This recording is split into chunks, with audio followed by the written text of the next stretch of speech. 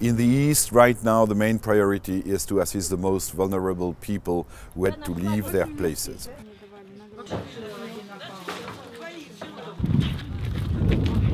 There might also be residents who have seen their house destroyed and need to have some place to stay.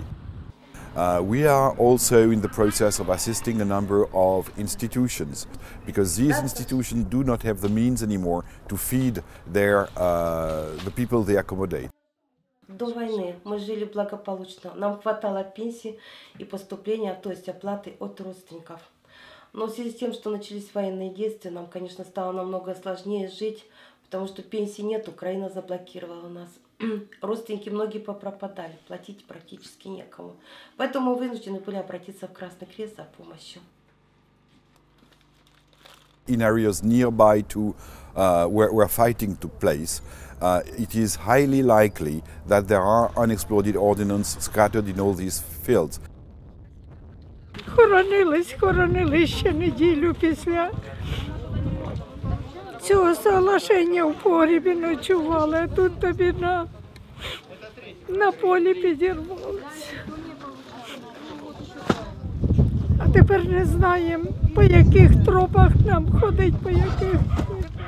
We are certainly involved in mine awareness campaign, and we are certainly liaising with other institutions so as to demine properly the fields whenever there is a need assessed.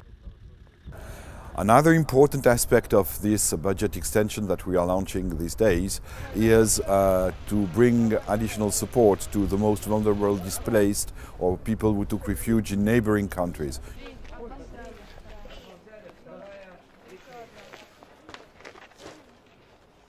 Возвращаться опять туда, потому что война, это очень страшно.